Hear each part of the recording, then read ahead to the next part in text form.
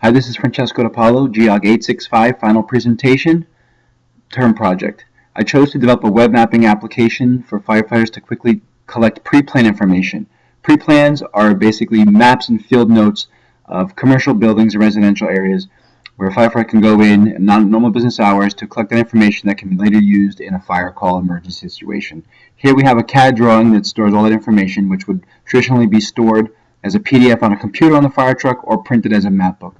Also, there are some higher end applications out there for purchase.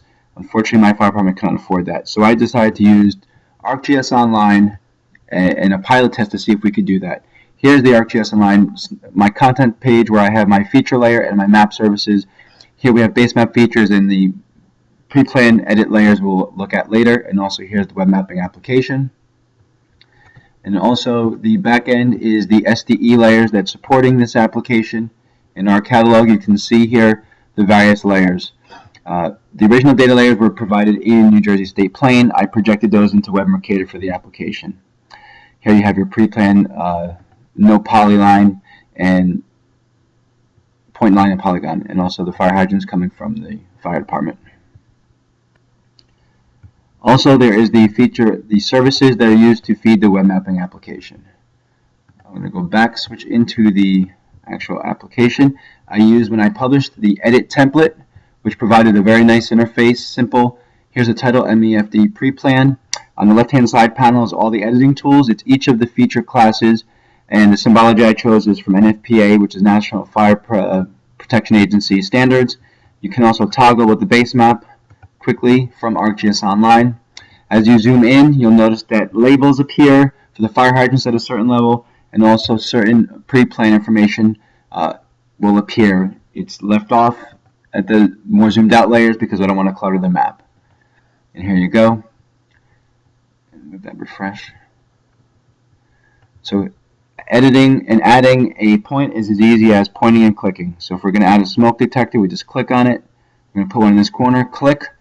Again, it's pulling from the local ESRI data model, so all you have to do is type in your basic information. There are some pull downs already built in. Again, those come from standards that have been worked on with the fire agencies. So it's pretty standard across the country. And there's a nice little calendar here for editing. So I added that point, and I can also edit an existing feature by quickly just tapping on it. All these pop-ups are also configured through the template. Now I can quickly go back to our catalog where you can see those changes that were made. First we'll go into the point layer, and I'll go to the table view, and you can see I just added that smoke detector, and then also in the poly I added that word test. One of the issues I found with this is, well, first it's a great pilot test, and I think this is something we can use in my fire department. Just have to figure out some ways to utilize open source technologies because I don't think we can afford SDE. But I need to develop a replica system because right now it's pointing directly to the Geo database, and if I go ahead and click this and delete it, it will automatically reflect that in our catalog. And I'll quickly clamp over here. So there's no control built in right now.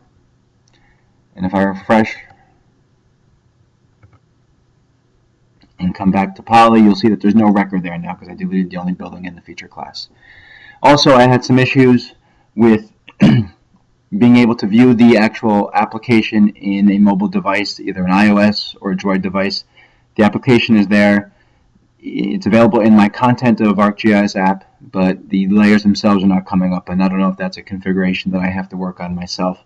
But all in all, this was a great project. I really like working with the technology because it's something that's very viable for my fire department, especially when you don't have a lot of funds. This is something that can become a very powerful tool with us as the prices of tablets go down and technology in general is more accessible to everybody. Thank you.